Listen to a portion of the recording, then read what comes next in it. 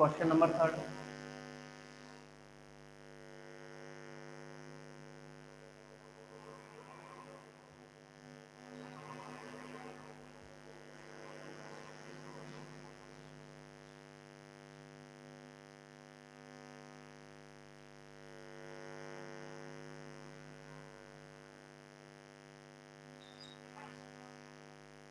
वैसे आपके लिए कोई भी प्रॉब्लम नहीं छोड़ी जाएगी, सारी प्रॉब्लम्स को क्या सॉल्व कराया जाएगा।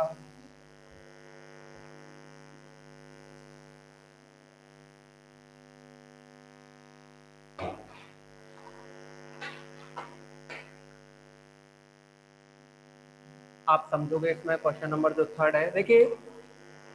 पहले एक बात सुनोगे आप सभी, क्वेश्चन नंबर 10 से लेकर के 14 तक, क्वेश्चन नंबर एक्सरसाइज के जो 10 से लेकर के 14 तक है ना, वो सभी इसी पैटर्न का होंगे जो अभी कराए। दूसरी बात, इसमें क्वेश्चन नंबर जो 14 की बात की हमने अभी, जो आपको बताया वह सभी की बुक में नहीं मिलेगा,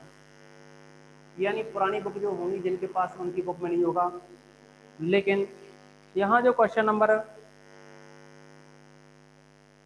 9 तक और कितने से, क्वेश्चन नंबर 4 से लेकर के 9 तक, क्वेश्चन नंबर 4 से लेकर के 9 तक, और आपका पहला ही मेथड होगा जो कि कल की क्लास में आपको कराया। अभी देखो एग्जाम क्वेश्चन नंबर 10 कराया, 10 जो क्वेश्चन कराया उसका जो समीकरण 1 था,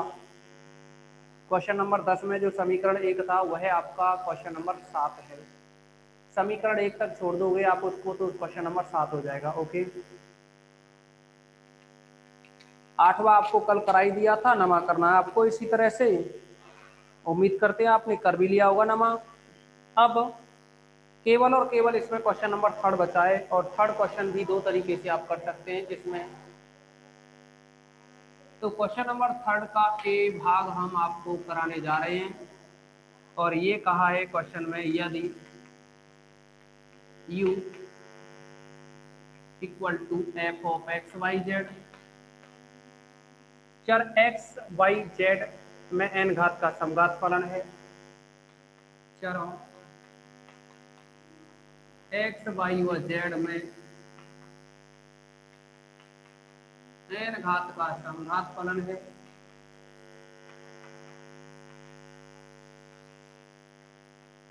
तब अगर ये n घात का समघात फलन है तो आपसे जो सिद्ध करवाया है वो है x del f upon del x, x del f upon del x plus y del f upon del y plus z del f upon del z is equal to n f. Okay, देखो आप सभी के लिए हमने बताया, काफ़ी questions भी कराए कि अगर ये u एक्स वाई जेड में n घात का समघात फलन है अगर ये u एक्स वाई जेड में n घात का समघात फलन है तो ये x बाहर निकालोगे तो n बन के निकलेगा, क्योंकि फंक्शन है ना वो एक्स वाई जेड में n घात का है। तो मैंने आपको याद कीजिए स्टार्टिंग में ही बताया था, एक्स की power n f of y upon x, u is equal to कह दो या एफ इज इक्वल टू कह दो, इसको u कहो या f कहो। याद कीजिए, आपको जब ये बी एक्सरसाइज स्टार्ट कराई थी तो समघात फलन बताया था। समघात फलन के लिए बताया आपको f of x y is equal to a zero x की power n plus a one x की power n minus one by plus a two x की power n minus two by square, last में था a n by की power n। कहा भी था कि प्रत्येक पद में चरों की जो घातें हैं उनका योग n होना चाहिए, तो n घात का फलन कहलाता है, ये n घात का समघात फलन कहलाता है। जब आपको याद होगा इसमें से x की घात n कॉमन लिया था तो x की power n function of y upon x लिख दिया था। यानी हम ये कहें कि अगर f n घात का समघात फलन है तो x कॉमन लेकर के n बनना चाहिए। यहाँ तो ये हमने एग्जाम्पल की हेल्प से आपको बता दिया था, लेकिन क्वेश्चन में तो सिंपल ही कहा है कि u एक्स वाई जेड में n घात का समघात फलन है, तो इसका मतलब हुआ कि अगर यहाँ ये एक्स वाई जेड में स्मॉल एफ है वो एक्स वाई जेड में घात का समघात फलन है, तो ये स्मॉल एफ है, यहाँ हमने कैपिटल एफ माना, और ये कैपिटल एफ ये वाला नहीं है, ये कैपिटल एफ का मतलब है एक्स यहाँ से बाहर आया एक्स की पावर एन, तो इस एक्स का वाई में और जेड में भाग लगेगा, क्योंकि आप देखिए जब एक्स की पावर एन कॉमन लेते हैं तो वाई अपॉन एक्स एक्स का भाग लगता है ना, तो वैसे ही यहाँ इसमें एक्स का भाग दोगे तो एक आएगा वाई में एक्स का भाग दोगे तो वाई अपॉन एक्स, और जेड में एक्स का भाग देंगे तो जेड अपॉन एक्स। ओके, ये मेन टॉपिक था समझने का, यानी इसमें मेन तो यही पॉइंट है समझने का, बाकी का तो कुछ नहीं है। अब आप क्या करोगे, जो फिफ्थ ए एक्सरसाइज में क्वेश्चन किया करते थे, एफ का एक्स के सापेक्ष अवकलन करो, एक्स का गुणा करो, फिर वाई के सापेक्ष करो, वाई का गुणा करो, फिर जेड के सापेक्ष करो, जेड का गुणा करो और जोड़ दो बराबर एन एफ आ जाएगा। तो समझेंगे अब इसमें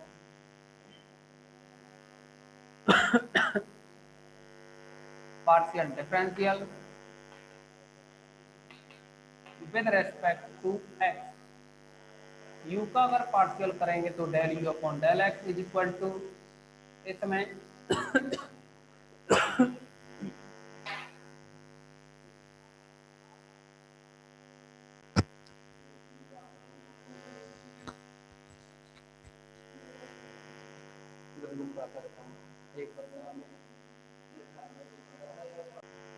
तो आप समझोगे यहाँ x की पावर n पहले इसका डिफरेंशिएशन करो, इसको u इंटू वी से करेंगे ना, पहले का डिफरेंशिएशन करोगे तो n आगे आएगा, x to the power n minus one बनेगा, और ये जो f है इसको ऐसे ही लिखोगे 1 y upon x z upon x, first वाले का डिफरेंशिएशन किया, सेकंड यूं ही, अब प्लस, अब x की पावर n को ऐसे ही लिखोगे, और फंक्शन का करेंगे f का तो f dash 1 y upon x z upon x, लेकिन अभी तो आपने फर्स्ट को ऐसे ही लिखा, सेकंड एफ का किया एफ डैश, लेकिन अब इनका भी करो ना ब्रैकेट का, ब्रैकेट का करोगे एक्स का करोगे एक, वो एक का करोगे एक्स के सापेक्ष तो जीरो होगा, लेकिन वाई अपॉन एक्स का करेंगे ना तो वाई तो कांस्टेंट है, वन अपॉन एक्स का करोगे तो minus one upon x square बनेगा, यहाँ जेड अपॉन एक्स का करोगे तो minus z upon x square बनेगा। ओके, आप देखोगे एक्स का गुणा कर दिया जाए, और x का गुणा करोगे आप, देखो u और f की जो वैल्यू है ना वो सेम है, u is equal to small f है, तो आप बाद में u की जगह स्मॉल f भी लिख सकते हैं, लेकिन फिलहाल इसमें x से मल्टीप्लाई कीजिए, x del u upon del x, x का यहाँ गुणा करोगे तो n x की पावर n, क्योंकि माइनस एक तो कट जाएगा ना गुणा करने से, ये बना f of 1 y upon x z upon x, यहाँ x का गुणा करोगे तो ये तो है x की power n f dash 1 y upon x z upon x, अभी एक्स का गुणा नहीं किया ना, यहाँ गुणा करने की बजाय इधर गुणा कर रहे हैं, एक एक एक्स कम हो जाएगा, तो ये बना minus y upon x minus z upon x, इसको आप समीकरण नंबर 1 डाल दें। अब आप क्या करेंगे इसमें कि वाई के रेस्पेक्ट में डिफरेंशिएशन करोगे, partial differential with respect to y, u का वाई के रेस्पेक्ट में करेंगे तो ये बना del u upon del y equal to x की पावर एन कांस्टेंट रहेगा,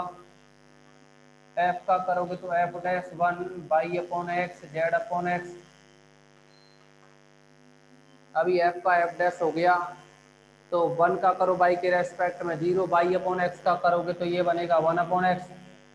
वाई का 1 हो गया upon x, z upon x का करोगे वाई के रेस्पेक्ट में तो 0, आप देखोगे यहाँ वाई से गुणा करना है, क्योंकि इधर वाई से गुणा हो रहा है ना, तो आप वाई से गुणा करोगे इसमें, y del u upon del y is equal to, यहाँ करेंगे तो ये बनेगा x to the power n y, या ऐसा कीजिए आप एक्स की power n f dash 1 y upon x z upon x into y से गुणा करें ना तो ये वाई अपॉन एक्स बनेगा, इसको नंबर 2 डालें, तथा जेड के रेस्पेक्ट में करोगे तो del u upon del z is equal to x की पावर एन कांस्टेंट रहेगा, एफ का करोगे तो f dash 1 y upon x z upon x, और अभी एफ का एफ डैश हो गया। अब इस ब्रैकेट का करो जेड के रेस्पेक्ट में, तो ये जीरो और ये जीरो और यहाँ जेड का एक हुआ तो 1/x बचा, लेकिन इसमें जेड से गुणा करना है, तो यह बन जाएगा z del u upon del z equal to x to the power n f dash 1 y upon x z upon x, और इनटू में है ये जेड अपॉन एक्स। इसको नंबर 3 डाल दें। आप देखोगे इन तीनों ही समीकरण को अगर जोड़ा जाए, समीकरण 1 2 3 है, इनको जोड़ा जाए 1 + 2 + 3 implies x del u upon del x plus y del u upon del y plus z del u upon del z is equal to, आप इसमें एन एक्स की power n x to the power n f of 1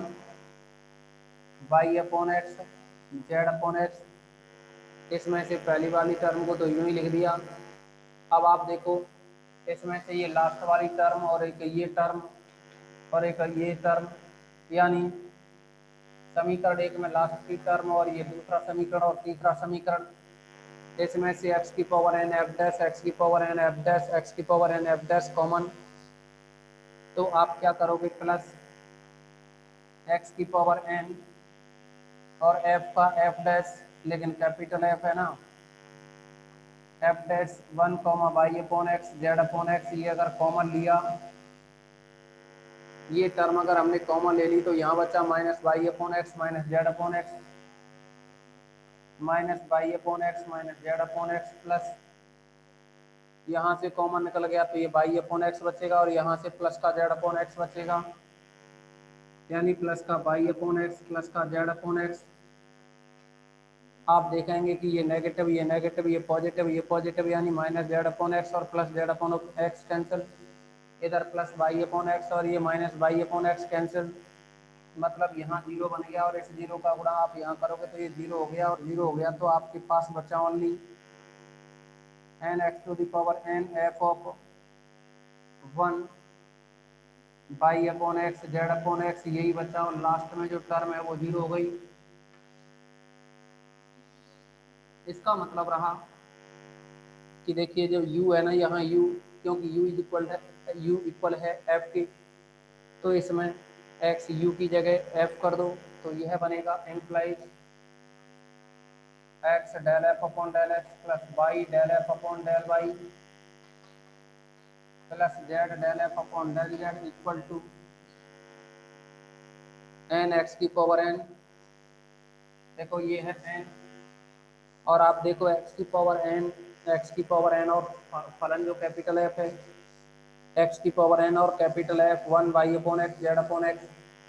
x की power n capital F, इसको आप u लिख सकते हो या u कहो या f कहो, तो इसको आप क्या लिख सकते हो, f लिख सकते हो स्मॉल। ओके, यही आपसे इस थर्ड जो क्वेश्चन है इसका ए पार्ट है, इसमें पूछा है। अब देखिए आप सभी इसमें यहाँ तक तो किसी को भी कोई प्रॉब्लम नहीं होनी चाहिए, फिर भी कोई इस तरह का क्वेश्चन सेलेक्ट करेंगे जिसमें इनकी कैलकुलेशन फास्ट हो। देखिए कोई भी सेकंड जो क्वेश्चन है ना, उसका ए या बी पार्ट कोई बताते हैं आपके लिए।